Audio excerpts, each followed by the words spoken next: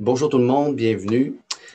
Aujourd'hui, j'ai le bonheur de vous présenter mon invité, qui est France Gauthier, qui est une ex-journaliste qui travaille maintenant dans l'élévation de conscience, qui fait des ateliers, qui donne des formations. Donc, sans plus tarder, je te souhaite bienvenue, France. Merci beaucoup.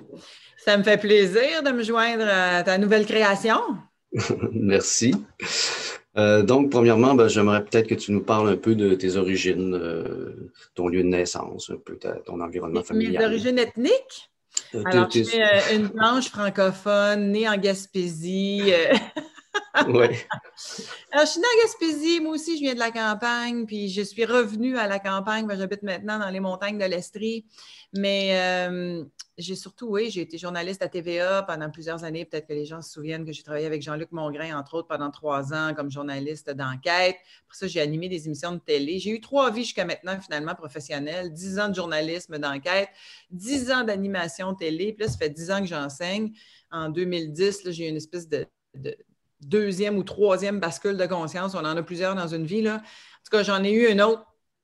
Et ça m'a dit, alors que je pratiquais l'écriture inspirée, que je devais aller enseigner, que je devais monter des formations. Et j'ai commencé à enseigner l'écriture inspirée en 2011. Puis depuis ce temps-là, je n'ai jamais arrêté de créer des nouvelles formations, enseigner l'éveil, la guérison, la reconnexion à soi. En fait, j'ai simplement transmis et je transmets encore aux gens des outils que moi j'ai utilisés qui fonctionnent pour reprendre son propre pouvoir et créer sa vie en créateur conscient finalement et ne plus être victime de sa vie. Puis ça, c'est les premiers pas vers la maîtrise, mais aussi dans une forme de détachement de la compétition, de la comparaison, de revenir à soi finalement, puis de ne plus sentir qu'on est victime des événements ou des autres, mais qu'on est vraiment le seigneur de notre propre domaine. Tu sais, c'est vraiment ça. Ouais, parfait. Donc, j'aimerais ça que tu reviennes peut-être un peu sur ton enfance. Quand tu étais jeune, étais-tu quelqu'un qui était introverti, extraverti? Comment tu te décrirais là, comme enfant? Introvertie, non, mais peut-être plus timide que je le suis aujourd'hui. Par contre, là, disons que l'adolescence a été un moment d'éclatement total de toutes les barrières dans ma vie, là. Mais avant ça, j'étais une petite fille très, très sensible. J'ai été d'ailleurs très, pas victime, là, mais affectée par cette sensibilité plus jeune parce que, bon, on riait de moi beaucoup, là. Je me souviens de voir mes sœurs, mon père, ma mère rire de moi parce que je broyais tout le temps, là. C'était vraiment ça, là. On m'appelait la broyarde. Je broyais sans arrêt. J'étais sensible à tout. J'étais sensible à la lumière. Tu sais, j'ai les yeux bleus. J'avais toujours les yeux crispés. Je pleurais parce que le soleil me faisait mal aux yeux. Puis, je me souviens aussi que juste avant le décès de mon père, qui est décédé quand j'avais 14 ans, par suicide, et que ça a été extrêmement... c'était un choc, évidemment, là. Mais jusque-là, je me souviens d'avoir des moments où je m'assoyais dans ma chambre, puis je ne pouvais pas le nommer comme ça, mais je voyais ma conscience partir en tourbillon, et je n'aurais pas pu dire le mot conscience à ce moment-là, là. Mais je me voyais partir en tourbillon vers la droite, puis m'aller me promener dans des mondes parallèles pour lesquels je n'avais aucun repère. Je ne savais pas ce qui se passait de l'autre côté. Puis quand je revenais, je n'avais pas les mots ni les références pour dire ce que j'avais vécu parce que c'était d'eau. Il n'y avait rien qui ressemblait à ce qui est ici. Ce qui fait que j'avais peur des fois. Puis quand mon père est décédé, j'ai fermé le canal complètement. Je me suis conformée, je suis devenue journaliste d'enquête, pas plus conformiste que ça finalement. Je disais toujours à la blague, là, si vous autres, si vous partez à 5 sur 10 pour devenir un grand maître dans cette vie-ci, là, comme Jésus, Bouddha, Akhenaton, François d'Assise, puis les autres grands maîtres qui ont foulé le sol de cette planète, là, ben moi, j'étais à moins 10 parce que j'étais journaliste. Fait que j'avais une opinion sur tout, j'étais en compétition avec tout le monde, je possédais la vérité, j'étais arrogante, j'avais tous les défauts de la terre. Mais j'avais quand même bon cœur. Fait que dans mon bon cœur, ben, j'ai voulu changer le monde, sauver la planète à travers le pouvoir que me donnait TVA. Quand je travaillais avec Jean-Luc Mongrain, je défendais la veuve et l'orphelin, je dénonçais les injustices, les incongruités du système. Puis à un moment donné, j'ai vu aussi les limites pardon, du journalisme. Les limites que finalement, on ne peut pas faire tout ce qu'on veut dans ce métier-là parce qu'il y a toujours quelqu'un dans la gang qui a les mains liées quelque part. Ça m'a un peu déçue. Je suis partie, j'ai quitté le journalisme pour aller finalement animer des émissions de télé.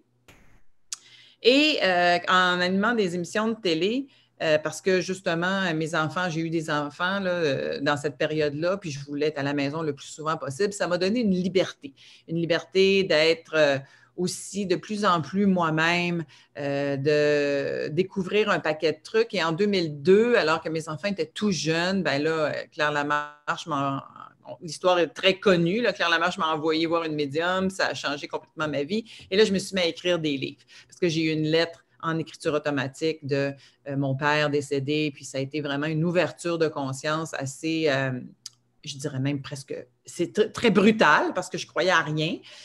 Et là, je me suis retrouvée avec une craque dans le cerveau que je me disais, mais il faut que je comble cette craque-là. Là. Qu'est-ce que je vais faire avec ça? Fait que j'ai pris mon bagage de journaliste d'enquête, puis je suis allée poser des questions à tout le monde que je pouvais trouver sur mon chemin. Un peu comme tu fais présentement, j'ai rencontré des centaines de personnes qui s'intéressaient à tout ce qui touche à l'expansion de conscience. D'abord, ça a commencé par la survie de la conscience, la vie après la mort, mais aussi après ça, tout ce qui touchait à l'expansion de conscience qui pouvait faire de nous des meilleurs êtres humains. Fait que, tu sais, on se parlait avant l'entrevue, puis tu me disais que tu avais lu les livres de Michael Newton puis de Dolores Cannon. Bien, j'ai tout lu ça, moi aussi. J'ai interviewé la grande Dolores Cannon avant son décès. J'ai parlé à tout le monde qui s'intéressait à ça, les Américains, les Européens, les Québécois. J'ai interviewé Raymond Moody, Deepak Chopra. Bref, je me suis gâtée à rencontrer ces gens-là. Mais j'ai réalisé vers 2008, 9, 10 là, que j'avais beaucoup de connaissances intellectuelles, mais que dans le fond, je ne savais rien. Puis je n'avais rien compris parce que ce n'était pas descendu dans mon corps, ce n'était pas passé dans l'expérientiel. Donc, il fallait que ça passe de ma tête à mon corps, de ma tête à mon cœur surtout. Et quand ça a commencé à descendre, parce que je me suis mis à méditer en 2006, à faire d'écriture inspirée en 2007, puis à l'enseigner en 2011, et je donnais déjà des conférences partout au Québec. Mais là, on enseigne toujours ce qu'on a le plus besoin d'apprendre. Fait que ça a vraiment commencé à descendre. Et je te dirais qu'aujourd'hui, bien sûr, je suis une meilleure enseignante que j'étais il y a 10 ans, mais c'est simplement parce que je continue d'apprendre au fur et à mesure que j'enseigne. Et j'ai vu la puissance de cet outil-là que tout le monde peut utiliser. C'est vraiment accessible à tout le monde. Tout le monde sait écrire. T'as pas besoin, c'est pas une dictée, fait que tu n'as pas besoin d'écrire, d'avoir un français impeccable. C'est simplement le prolongement de ton propre canal qui est connecté sur la connaissance universelle, qui est connecté, sur la sagesse universelle. Puis avec ça, ben moi, j'ai fait des pas de géant parce que ça m'a amené à développer des mécanismes de connexion avec l'invisible qu'aujourd'hui, j'ai plus besoin d'écrire tous les jours. J'écris quand j'ai envie que, par exemple, de développer ou de voir les angles morts ou d'avoir un message plus précis. Mais sinon, je médite tous les matins, je pose des questions intérieurement, je vais souvent avoir mes réponses instantanément ou un petit peu plus tard. Et je suis plus présente aussi à ce que la vie m'apporte comme signe, comme confirmation surtout de ce que je ressens ou de ce que je reçois en perception et en inspiration. Fait que ça améliore beaucoup la vie d'une part. Et en parallèle, j'ai adressé mes blessures de jeunesse. C'était pas possible pour moi et je sais aujourd'hui, hors de tout doute, qu'il n'y a pas d'évolution sans guérison. On est tous et toutes des enfants blessés dans des corps d'adultes à un moment donné. Nos enfants sont peut-être un petit peu moins affectés, puis leurs enfants le seront peut-être encore moins, mais notre génération à nous, là, les gens de, je dirais, même 40, 50, 60 en montant, on a tous nos blessures de jeunesse et si on ne les adresse pas, finalement, on voit la vie à travers l'ornière ou en tout cas à travers la loupe ou les œillères de ces blessures-là. Et on est constamment déclenché. Et puis, tant et aussi longtemps qu'on ne va pas à la guérison de tout ça, puisque toi, tu as fait en hypnose peut-être. Moi, j'ai beaucoup utilisé l'hypnose, puis le Reiki, puis les traitements énergétiques, mais aussi, je te dirais, la kiné holistique, la thérapie ordinaire. J'ai tout essayé. Ça fait 30 ans que je travaille sur moi, puis je continue à ce jour de consulter quand il y a quelque chose qui émerge, puis que je n'ai pas les outils en main, là. Fait que, bref, tout ça pour dire que cette expansion de conscience-là dont on parle quand tu m'as présenté, elle est directement reliée aussi à la guérison de nos blessures, pas juste à la connexion à l'invisible, parce que sinon, tu vas connecter à l'invisible à la même fréquence que tu vibres, puis cet invisible-là est beaucoup moins intéressant que celui que tu vas pogner si tu as guéri tes blessures et que tu t'es élevé en fréquence. Oui, c'est super intéressant. La façon que tu le décris, en tout cas, c'est. Oui. Euh, Puis ça, quand c'est arrivé, on va dire cet éveil-là, du moment que ça a déclenché, comment on va dire, l'environnement autour, tes proches ou tes amis, comment tu as pu partager ça? Est-ce que tu as pu vraiment en parler librement ou c'est quelque chose que tu sais Ben là, que ouais, là, on t'as remonte à gardé? 2002, hein? Oui, on On monte remonte un à petit peu. 2002, qui était vraiment une autre fréquence, puis ça fait pas si longtemps que ça fait pas 20 ans, mais il y avait une autre énergie à ce moment-là, puis j'ai été vue en fait, c'est sûr qu'il y a du monde dans mon domaine, là, tu sais, j'ai entendu quelques animateurs, journalistes dire « Elle est tombée sur la tête, là, elle est venue folle », mais pour la grande majorité, quand j'ai publié mon premier livre en 2004, en fait, On ne meurt pas, qui s'est vendu à 50 000 copies, la grande majorité de mes amis journalistes ou en tout cas de mes connaissances dans le milieu puis les animateurs ont été très ouverts à entendre cette histoire-là parce que, premièrement, c'est une bonne histoire. Deuxièmement, écoute, moi qui croyais à rien pantoute, là, puis qui arrive avec des preuves, puis j'ai fait une enquête complète pour essayer de discréditer la madame qui m'a donné la lettre en question de mon père parce qu'on s'en allait faire un show d'1 heure à Claire-Lamarche, puis j'ai pas été capable de la discréditer. C'est elle qui m'a reviré comme une crêpe. Bien là, ça touchait aussi les gens qui m'interviewaient. Mais au début, là, on invitait systématiquement le président des sceptiques à toutes les shows de radio ou de télé où j'allais pour justement donner l'autre côté de la médaille. Puis à un moment donné, ça a passé. Parce que souvent, les animateurs ouvraient les lignes, le public embarquait, puis là, ils racontaient leurs propres anecdotes, leurs propres histoires. Puis finalement, c'est le président des sceptiques qui se faisait ramasser. Fait que là, ça a comme donné une espèce d'autre souffle à tout ça, un second souffle à tout ça. Puis depuis quelques années, là, j'ai plus besoin de me justifier de quoi que ce soit. C'est même devenu la mode, entre guillemets. Tu sais. Moi, j'ai été pas la directrice, mais j'ai été la porte-parole du Salon de l'éveil qui attirait quand même beaucoup de monde à Montréal et à Québec. Puis là, cette année, il y avait, en plus, en 2020, on avait une nouvelle édition sur la rive sud de Montréal. Puis je te jure, malheureusement, ça va aller dans quelques années peut-être avant qu'on soit capable de refaire ça, mais il y avait de plus en plus de monde et je voyais les gens, moi, ça fait 20 ans que je suis sur le terrain, là, je voyais les gens arriver du monde que j'aurais jamais pensé qu'ils allaient s'éveiller puis qui finalement ont des ouvertures de conscience là, de façon de plus en plus spontanée et j'ai pu à justifier tout ça. On commence à comprendre aussi avec la physique quantique, avec la neuroscience, avec l'épigénétique, un paquet d'affaires qu'on ne comprenait pas avant. Je viens de créer une série qu'on offre gratuitement sur ma nouvelle plateforme multimédia qui s'appelle SEM Média. SEM, c'est C-E-M-E pour conscience et mieux-être. Alors, si vous faites sem.tv, là, vous allez tomber directement sur la plateforme. Et il y a une nouvelle série que j'ai faite avec Nancy Moreau, qui est une scientifique, qui s'appelle « Quand la physique rencontre la métaphysique ». Et cette série-là, elle, qui est chimiste et qui s'intéresse à la physique quantique, qui est prof de chimie, bien, elle explique d'un point de vue scientifique, elle, c'est la physique, ce que moi, je vis dans mon corps d'un point de vue métaphysique. Alors, on est un beau duo. Moi, j'explique qu'est-ce que je vis quand j'ai des sensations, des perceptions, des intuitions, des inspirations, quand je fais des rêves prémonitoires, que j'ai des pressentiments, que j'ai des downloads que j'appelle de mon grand soi. Puis elle l'explique avec la physique quantique, avec le fait qu'on est tous finalement tout être humain, le corps physique, c'est avant tout, dans le fond, de l'énergie. Puis cette énergie-là, elle se décline, oui, en atomes avec des électrons, des protons, mais aussi en photons. Puis le photon, bien, c'est la cellule lumineuse, finalement, c'est la particule lumineuse. Et cette particule-là, s'il est invisible aux yeux du profane, pardon, invisible pour certaines personnes et de plus en plus de gens commencent à avoir ce qu'on appelle la claire vision. Bien, c'est une double vision, finalement. De plus en plus de gens commencent à développer ce qu'on a appelé le sixième sens, qui est un fourre-tout pour l'intuition, les perceptions, la claire-vision, la claire-audience, la clair-sentience, puis tout ce qui éclaire quelque chose, là. Finalement, on commence à voir de plus en plus clair, à tous les niveaux. Et ça, c'est intéressant parce qu'on peut l'expliquer, ce qu'on ne pouvait pas faire avant. Puis ça enlève le côté ésotérique. Tu sais, moi, le mot ésotérique, là, quand j'ai commencé mes recherches, il a fallu que j'aille voir dans le dictionnaire ce que ça voulait dire. Parce que ça a tellement été galvaudé, traîné dans la boîte que c'est devenu péjoratif, mais je ne connaissais pas l'origine du mot. Puis je pense que personne ne la connaît finalement. Ésotérique, ça vient de Socrate, le grand Socrate, qui, avec ses élèves, dont Platon, alors il y avait un petit groupe fermé de gens à qui il enseignait. Il passait donc des enseignements de haut niveau. Et ce sont devenus des cercles ésotériques parce que c'était des cercles fermés, parce que dans ce temps-là, ils avaient peur que cette connaissance-là soit utilisée à mauvais escient par le petit peuple.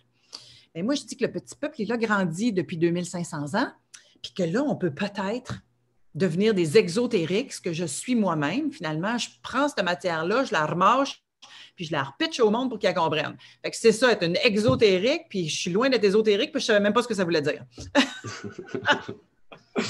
Puis quand tu as commencé justement à ressentir ces choses-là, quand cet éveil-là s'est installé, puis j'imagine suite à ton expérience avec la médium, là, toi, comment tu as vécu ça? Là? Est-ce que tu as eu besoin d'apprivoiser un peu cet univers-là ou là, tu étais un petit peu comme, on va dire, rebranché à ce que tu disais que tu ressentais quand tu étais jeune? Là?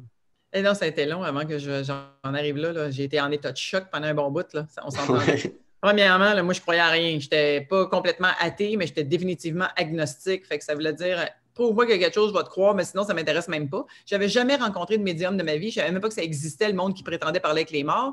Moi, là, le mot médium, je l'utilisais pour la pizza, les t-shirts, esprit. Fait que bref, j'avais aucune idée que ça existait, ce monde-là. Fait que j'ai été en état de choc pendant un certain temps. Puis là, j'ai réalisé par la suite que finalement, je n'étais pas une vraie fille, là, que c'était un sport national de filles, aller voir des médiums. Moi, j'en avais jamais vu. Fait que, il a fallu que je me réapproprie cet aspect-là de moi aussi. Mais tout ça pour dire que ça a pris un certain temps à revenir de cet état de choc-là. Et par la suite, je suis devenue boulimique. Boulimique de compréhension, boulimique de connaissances. J'ai lu des centaines de livres, j'ai rencontré des centaines de personnes. Là, je voulais tout savoir, mais je voulais tout savoir avec ma tête. Et c'est là où est-ce que je t'ai dit tantôt, j'avais un paquet de connaissances intellectuelles. J'étais très... J'avais l'air bien brillante en avant, là, en atelier et en conférence, mais finalement, je ne comprenais rien. En fait, je ne donnais pas encore d'atelier, je donnais des conférences. Et je ne comprenais rien de ce que je disais parce que je ne l'avais pas expérimenté, à part mes propres expériences avec la médium et tout ça, là. Fait que quand ça a descendu dans mon corps à travers différentes expériences, mais surtout à travers l'écriture inspirée, parce que l'écriture inspirée s'est imposée à moi en 2007, mais c'est en 2010 que j'ai vraiment compris que ça marchait. Et en 2010, pourquoi j'ai compris que ça marchait? C'est parce que je suis retombée sur des vieux cahiers que j'ai ouverts au hasard. J'ai réalisé que tout ce que j'avais écrit depuis 3 ans, que je faisais ça comme le matin après la méditation, je prenais mon crayon, je posais une question ouverte à l'univers, n'importe quoi. Là, si tu la bonne maison pour moi, si tu le bon chum, changes-tu de job, pourquoi je vis telle affaire avec mon voisin, blablabla, bla, bla, bla, des affaires bien ordinaires, là, pas ésotériques d'envoyez-moi la formule mathématique de l'énergie libre ou est-ce que les affaires des étoiles existent. Là. Non. Des affaires bien basiques, là. Mais là, j'ai réalisé que ça marchait parce que tout ce que j'avais écrit, c'était avéré, ça s'était produit ou ça m'avait apporté des perles de sagesse. Écoute, j'ai reçu des messages d'une grande sagesse que sur le coup, je n'avais aucune idée c'était quoi. Puis j'avais aucune idée que c'était intelligent ou que ça pouvait être inspiré parce que je refermais mon cahier puis j'y retournais pas. Mais quand j'ai réalisé que ça marchait, là, je me suis mis à avoir des messages de plus en plus conscients. Puis là, je posais des questions, genre, un moment donné, j'ai perdu ma job. J'animais une émission à Canal Vie, en fait, une série documentaire qui s'appelle « Si c'était vrai ». Les gens peuvent encore trouver sur YouTube, d'ailleurs, des épisodes de « Si c'était vrai ». Et c'était une série documentaire avec des médiums, des guérisseurs, des gens, finalement, qui avaient un 6e sens plus développé que la moyenne des ours, là. Et j'ai fait un rêve prémonitoire une nuit, puis j'ai vu qu'on n'avait plus de show, que finalement, je perdais ma job. Et le matin, j'ai vérifié avec la productrice, puis effectivement, elle avait appris la veille qu'on n'avait pas eu le financement, puis peu importe. Ce qui fait que je me suis retrouvée un petit peu en état de choc. Puis là, j'ai sorti mon crayon, puis j'ai dit, OK, qu'est-ce que je vais faire quand je vais être grande? Ça, c'est probablement la question que j'ai le plus posée en écriture inspirée. Puis c'est là que ça m'a dit, t'arrêtes tout, tu pèses sur le bouton de l'ordinateur, tu mets ça à off, tu fais un reset, puis tu verras après. Et j'ai pris ça pour du cash. Il a fallu que le message revienne à quelques reprises parce qu'au début, je ne me prends jamais pour du cash, mais quand le message est revenu à plusieurs reprises, j'ai décidé de me prendre au sérieux, de partir avec mes 2 enfants à la campagne pour un été de temps. Puis là, les messages se sont multipliés. Ça m'a dit, fais-toi un site Internet. Pas de cette façon-là, mais ça m'a dit, écoute, la ligne, là, en 2010, c'était « Le web est votre toile qui peut faire lever le voile ». Là, je pensais que j'avais fumé de la drogue, mais non, j'étais à jeun, tu sais. Et Là, j'ai interprété la ligne, le web est votre toile qui peut faire lever le voile, comme, bon, France, il serait temps que tu te fasses un site Internet. Là, moi, je suis une technouille, là, puis à ce jour encore un peu, là. Mais là, je n'avais pas de site. Fait que mon chum Wiz en informatique m'a fait un site à ce moment-là. Et là, ça s'est mis à débouler. Denis Lévesque m'a appelé pour une entrevue. Je suis allée parler de la fin du monde du 21 décembre 2012, supposée fin du monde des Mayas, parce que les gens avaient peur de tout ça. Puis là, j'expliquais que c'était juste un changement de paradigme. Mais ça a lancé la conférence qui a fait que j'ai fait le tour du Québec pendant 2 ans avec cette conférence-là sur 2012. Et tout ça, là, ça m'avait tout été dit en écriture inspirée. Au mois de septembre, ils m'ont dit bon, ben là, prépare-toi, tu vas donner des conférences puis des ateliers en grand nombre. Je dis des ateliers de quoi, tu sais? Et là, ça a parti, mon gars. Fait que tout ça pour dire que cet outil-là, qui n'est pas du tout un outil pour devenir devin, là, tu sais, je ne forme pas des devins puis des devines, comme je dis à la blague, là, parce que devin, ça ne se met pas au féminin, mais c'est cute pareil. Alors, je ne forme pas des devins puis des devines, là. C'est que ce que je forme, c'est simplement des gens qui ont à cœur d'avoir un outil qui va les accompagner dans leur évolution, dans leur éveil, dans leur expansion de conscience, et que cet outil-là de l'écriture inspirée, ça nous met simplement en contact avec notre grand soi. Et ça répond quand les réponses sont disponibles. Ça répond aussi quand c'est pas juste notre ego qui veut savoir ceci ou cela. Fait que tout ça, je l'explique dans une journée d'atelier que les gens peuvent faire en ligne maintenant, là, évidemment, à travers SEM Media. Là, vous allez voir, l'écriture inspirée est en ligne, puis il y a des milliers de personnes qui l'ont suivi en ligne. Et les gens sont très, très, très contents de leur expérience, fait que ça fonctionne bien. Mais ça a changé ma vie, puis ça a changé la vie de milliers de personnes. Parce que justement, c'est un des outils parmi tant d'autres qui nous permet de connecter avec l'invisible. C'est jamais 100% accurate en bon français, c'est jamais 100% précis, mais il y a des mots, des phrases dans le texte qui vont l'être. Et c'est ça qui va repopper, là, tu sais, c'est ça qui va ressortir de ton texte quand tu te relis. Et je te dirais que moi, je ne prends jamais rien pour du cash. Mais la vie a été bonne et m'a permis de confirmer un paquet d'informations que j'ai reçues en écriture ou en inspiration sans écriture. Puis j'ai laissé la vie jusqu'à maintenant et encore à ce jour, je laisse la vie me le confirmer. Je ne prends jamais rien pour du cash pour vrai. Je pourrais recevoir une information ou une inspiration maintenant. Puis je te dirais, bien, je vais attendre. Tu sais, je vais quand même attendre un peu d'être sûr que ce que je te dis là, ça fait du sens, là. Puis tout le temps, quand c'est dû, en tout cas, ou que c'est dans la justesse des choses, je vais l'avoir, la confirmation. Oui. Ça me fait penser à mon expérience personnelle, parce que moi aussi, l'écriture automatique, j'ai développé ça tranquillement. Puis, tu me diras si c'est la même chose pour toi, mais de temps en temps, je reçois de l'information qui ne résonne pas à l'instant même où je la reçois, mais quelques semaines, quelques mois plus tard, si je repasse sur justement cette information-là, tout à coup, ça vient répondre à une question pratiquement du jour, là, comme si à l'avance, les guides, en tout cas, ces présences-là qui nous souffrent ces réponses-là, savaient que ça allait arriver dans tant de temps selon notre vitesse d'évolution. Est-ce que c'est quelque chose que tu as pu remarquer? Absolument. Puis c'est un des indices que je donne justement dans l'atelier pour dire pour savoir si tu es en inspiration. Des fois, c'est juste le temps qui va te le dire, justement, d'attendre de te relire dans 2 mois, dans 6 mois, dans 2 ans, pour découvrir que ce que tu avais écrit était très, très juste, mais sur le coup, tu ne le savais pas pantoute, puis ça ne te disait rien du tout. T'sais. Moi, j'ai reçu des messages, entre autres, à l'âge de 47 ans qui se sont avérés à l'âge de 50 ans, là, ou 51 ans, 52 ans. Ce qui fait que des fois, il y a un laps de temps de quelques années entre le message et la confirmation. Et là, si vous entendez plein de bruit autour, c'est parce que mon chat est après viré folle avec sa souris. Mais pas une vraie, là. En mode. Okay. Fait que. Non, je ne suis pas le genre de fric qui donne des souris vivantes à son chat, là. Fait que tout ça pour dire que c'est fascinant cet aspect-là, justement. Et c'est pour ça que je ne prends rien pour du cash, c'est que j'ai suffisamment d'expérience en arrière de la cravate, en arrière dans le temps, pour savoir que des fois, ça ne te dit rien sur le coup, puis tout à coup, des années plus tard, tu vas te dire « Oh mon Dieu, j'avais écrit ça ». Et moi, la raison pour laquelle je m'en suis rendu compte aussi, c'est qu'en voulant créer l'atelier d'écriture inspirée, j'ai ressorti mes vieux cahiers. Puis là, je les ai relus, les textes, là. Et là, je me suis dit « Oh mon Dieu, j'avais écrit ça, il s'est passé ça, j'avais écrit ça, il s'est passé ça, j'avais écrit ça, puis là, j'ai compris ça. Parce que c'est pas juste des affaires qu'ils te disent qui vont s'avérer, mais c'est aussi, puis quand je dis il, là, je parle de mon grand soi connecté sur la connaissance universelle. Là. Moi, je cherche pas à mettre ça dans des boîtes. Je veux pas savoir si c'est des guides de l'au-delà, des maîtres, des anges. Moi, je l'appelle Maurice. Ça règle mon problème. Fait que Maurice me parle, puis Maurice, il est bien, bien, bien branché, puis bien intelligent. Fait que j'attends de voir si ça va s'avérer, puis là, j'ai ma confirmation, tu sais. Oui. C'est vraiment super, super bien expliqué, puis je pense que ça peut effectivement aider des personnes qui le vivent aussi à le développer encore plus. Ben, tu sais, je l'avais à côté de moi, je le sortirais, mais j'ai écrit un guide aussi, là, un guide de l'écriture inspirée qui coûte 10 je crois, si vous l'achetez en numérique présentement, là, ou 15 si vous l'achetez en livre. Fait que déjà là, pour 15 là, vous en avez déjà pour votre argent à lire ce livre-là et à l'essayer par vous-même. Puis si par la suite, vous voulez être accompagné, mais faites l'atelier. Il est tellement pas cher de toute façon, puis c'est un outil que vous allez avoir toute votre vie. Oui, parfait. Je partagerai les liens à la fin de la vidéo.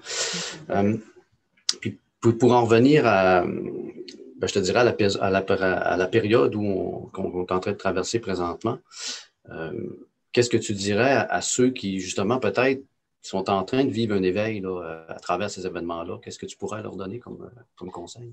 Je pense que collectivement, sur la planète présentement, on vit une forme d'éveil, qu'on en soit conscient ou non. Et dans les livres d'histoire, dans 20, 30, 40 ans, on va regarder en arrière puis on va se dire « Ah, OK, la bascule, elle s'est vraiment faite, pas en 2012, en 2020 avec la pandémie. » Et ça prenait un arrêt aussi long parce que quand la pandémie a commencé, moi, je me souviens au mois de mars, j'ai dit à ma gang le 12 mars qu'on nous a appris qu'il allait nous confiner. Puis le 13 au matin, j'ai invité les gens à venir méditer avec moi gratuitement parce que je médite tous les matins.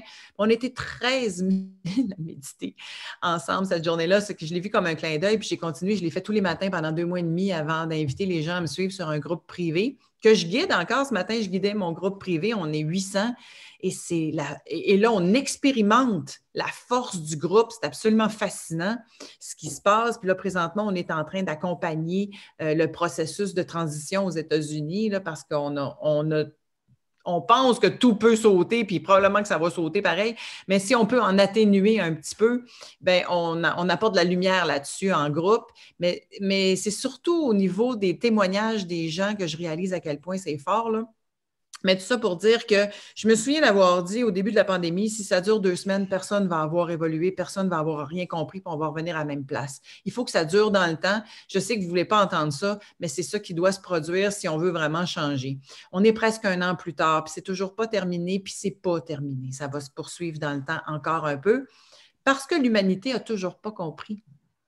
Aujourd'hui, si la pandémie, puis là, on enregistre cette capsule-là le 18 janvier 2021, là, pour les gens qui vont la voir plus tard ou dans même quelques années, là, si la pandémie s'arrêtait aujourd'hui, on retournerait exactement à la même place, malheureusement. Ce qui fait que l'humanité n'a pas encore compris. Il y a beaucoup de gens qui se sont éveillés, mais c'est puis il y a même une masse critique de gens qui se sont éveillés que je sais hors de tout doute qu'on s'en va vers le nouveau monde pour lequel moi je travaille, qui se doit d'être un nouveau monde plus fraternel, plus équitable, plus juste, pas dans la justice des hommes, dans la justesse universelle. Et c'est à ça que je travaille pour le reste de mes jours. Mais tout ça pour dire qu'il va falloir que ça dure encore un petit peu parce qu'on n'a pas tout compris encore. Et je pense que 2021 va permettre justement ces ouvertures spontanées pour beaucoup, beaucoup de monde qui vont avoir envie d'un monde plus juste, plus équitable, plus fraternel. En tout cas, c'est ce que je souhaite, puis c'est à ça que je travaille. Fait que je me dis, si vous êtes présentement en train d'écouter cette vidéo et que vous n'y voyez pas de sens, bien, le sens, là, c'est que ça prenait ça pour construire, ou en tout cas déconstruire, déstructurer les anciennes structures qui ne faisaient plus sens pour arriver à quelque chose de plus équitable, plus juste. Et, tu sais, des fois, là, moi, la journaliste en moi ne peut pas s'empêcher de constater l'ampleur des dégâts présentement de tout ce qui est marché mondial. Puis là, je ne parlerai pas, là, tu sais, je suis zéro complotiste, là, mais on est obligé de voir que finalement, ça a créé juste plus de pauvreté et beaucoup, beaucoup, beaucoup de richesse pour une petite partie de la population. Et je discutais avec des amis, un ami avocat, là, justement, hier, à qui je disais, c'est plus un tiers du monde qui crève de faim sur la planète, c'est le 2 tiers du monde. Et là, si on ne fait pas quelque chose, là, on s'en va tous vers quelque chose qui n'a pas de sens et on ne peut pas laisser nos frères et sœurs africains ou sud-américains ou peu importe en Asie mourir de faim, ça ne fait aucun sens. Et là, le monde est devenu un village, fait que c'est le temps de se conscientiser à tout ça et d'être de plus en plus solidaire et de s'élever à un autre niveau pour que tout le monde ait suffisamment de ressources sur la planète pour nourrir tout le monde. Il n'y a aucune raison qu'il y ait un enfant sur la planète qui meurt de faim, là. Ça ne fait aucun sens. Et as-tu remarqué aussi que depuis quelques semaines, quelques mois, justement, avec cette pandémie-là, qu'il y a vraiment comme un discours qui est en train de changer, qu'il y a même des connexions avec des parfaits inconnus qu'on connaît comme ça par Internet, puis avec qui on va dire notre discours résonne, là. On connecte. Oui. Absolument, absolument. Oui, puis là, on est en train de se rendre compte aussi que, bon, je ne dirais pas qu'on a erré à tous les niveaux, mais que clairement, les mesures qu'on prend ne sont pas efficaces, puis qu'on ne peut pas tout mettre non plus nos espoirs sur un vaccin. Alors, moi, mon discours, c'est de dire qu'il va falloir revenir à la puissance de l'être humain, c'est-à-dire qu'on a en nous ce qu'on appelle un système immunitaire qui est parfaitement équipé pour faire face à toute pandémie, virus, bactérie que ce soit, donc, et qu'on a oublié, c'est le grand oublié dans cette course au vaccin, dans cette course finalement aux milliards de dollars, parce qu'il faut se le dire, c'est des centaines de milliards de dollars qui sont en jeu. Fait que des fois, moi, comme journaliste d'enquête, je me pose la question, est-ce que quand il y a des centaines de milliards de dollars d'impliqués dans une décision, ça se peut que la santé passe en deuxième? Et j'ai comme l'impression qu'il n'y a personne qui s'est posé cette question-là. Et mon point, c'est de dire qu'on est équipé. Et que si on mise un peu sur la prévention, ça va sans doute aussi avoir des résultats très intéressants. Puis la prévention, c'est pas juste l'alimentation, c'est la forme pensée, c'est d'avoir une hygiène de vie à tous les niveaux, oui, alimentaire, mais aussi au niveau du comportement, des attitudes, de la pensée, parce qu'on sait que la pensée crée maintenant. Fait que si on va chercher toutes les nouvelles notions, les nouvelles informations, les nouvelles... en fait, tout ce qu'on sait, les nouvelles découvertes scientifiques au niveau, entre autres, de la neuroscience, on sait qu'on peut transformer notre biochimie aussi et l'élever à un autre niveau. Et tout ça, ça passe par la conscience, la méditation, la contemplation, l'amour qui guérit tout. Il y a une Française qui a écrit un livre à un moment donné qui disait « La médecine soigne, l'amour guérit ». C'est le plus beau titre de livre que j'ai vu de ma vie. Parce que c'est exactement ça. Alors, si on mise sur tout ça, et on sait en plus que présentement, là, la pandémie de COVID, elle affecte surtout les gens qui ont des comorbidités, donc de diabète, d'obésité, de problèmes cardiaques, mais tout ça, c'est causé aussi par un mode de vie. Si on change notre mode de vie, qu'on conscientise qu'on peut s'aider et reprendre le pouvoir sur notre propre corps, bien, c'est sûr que oui, le vaccin, peut-être, mais en plus, la prévention, surtout la prévention. Oui. Puis, par rapport à ces événements-là, pour toi, comment tu t'affrontes ça? On va dire, est-ce que, à quelque part, justement, le fait d'être plus en conscience, ça t'aide à traverser cette période-là? Ah, ben absolument, quand même. Puis en plus, je suis bien entourée, puis c'est sûr qu'on aurait vécu ça à une époque où on n'a pas Internet, là, ça aurait peut-être été pas mal plus dur pour les personnes seules. Mais là, avec les moyens technologiques qu'on a de se rencontrer quand même, puis resté en lien avec les gens qu'on aime. Moi, une fois par semaine, je déjeune avec mes sœurs sur Messenger, entre autres, là, puis c'est une rencontre qu'on ne se faisait même pas avant. On ne se voyait pas si souvent que ça avant. Là, on se voit plus que jamais. Bon, j'ai ma fille qui est revenue à la maison parce qu'elle était trop déprimée d'être confinée à Montréal. Fait que c'est sûr que je ne suis pas toute seule. Alors, ça m'aide. Mais au-delà de ça, je sais que cette période-là, je l'utilise vraiment beaucoup pour rentrer à l'intérieur puis faire des prises de conscience, et utiliser aussi cet arrêt-là, le fait que il y a des choses qui vont quand même plus au ralenti et ça fait du bien. Moi, j'ai déjà connecté avec la nature. Bien avant la pandémie, là, j'ai reconnecté avec la nature. Mais je dis toujours à ma gang, profitez-en présentement, là. C'est tout ce qu'on peut faire, faites-le. Allez jouer dehors, connectez avec la nature, les arbres, allez en forêt si vous êtes capable, nourrissez-vous du silence. Et c'est aussi une belle période pour apprendre à communiquer justement de façon plus subtile par la télépathie, la vibration, la pensée. Fait que ça aussi, c'est faisable, là. On ne sait pas encore comment, mais moi, je l'enseigne, entre autres, là, puis je vais l'enseigner de plus en plus parce que je l'expérimente de plus en plus. Et c'est une belle période pour rentrer à l'intérieur puis communiquer autrement avec les gens qu'on aime. Mm. Oui, vraiment, j'adhère complètement à ton point de vue. Pour finir, peut-être, est-ce que tu veux partager un petit peu tes ateliers, ces choses-là, tes trucs que tu fais là, pour… Avec plaisir, parce que SEM Média, c'est une co-création. Je suis allée chercher des formateurs un peu partout au Québec qui sont exceptionnels dans leur domaine et qui se sont joints à SEM Média. Donc, Conscience et mieux-être, la chaîne, c'est un site Internet, mais c'est une téléweb finalement, où est-ce qu'on offre des formations, du contenu gratuit, où est-ce que j'offre aussi une émission à chaque semaine qui s'appelle Maître à bord sur YouTube, la chaîne de SEM Média. Alors, bref, il y en a pour tous les goûts et présentement, on offre des formations. Entre autres, il y en a une qui débute à la fin janvier avec Dr. Brouillard, Gaétan Brouillard, qui s'appelle Connecter à son médecin intérieur. Et là, ça, c'est vraiment une belle formation à faire présentement parce que le Dr. Brouillard est un médecin qui travaille sur la santé intégrative et qui s'est formé en naturopathie, en acupuncture, en ostéopathie, qui s'est ouvert à tout ce qu'il y a aussi de naturel. Et c'est vraiment intéressant, justement, pour une fois, on parle de médecine à un autre niveau qui n'est pas juste le niveau pharmaceutique. Parce qu'un médecin, ça veut dire une prescription, ça veut dire une pilule, très souvent. C'est très rare qu'on va aller voir le médecin et qu'il va nous dire, ben mange mieux, prends des suppléments, fais ceci, fais cela, médite. Fait que là, on parle de ça. Et dans cet atelier-là, et il y a aussi d'autres ateliers avec, entre autres, Nicole Gratton qui s'en vient, la grande dame de l'analyse des rêves. Ça va être en février. Il y en a un autre avec moi qui s'appelle le mandat de vie puis l'écriture inspirée, les deux ateliers que j'offre sur SEM Média. Le mandat de vie, c'est vraiment pour apprendre à mieux se connaître et se reconnaître et découvrir c'est quoi nos forces, nos talents, notre essence pure pour la mettre à contribution.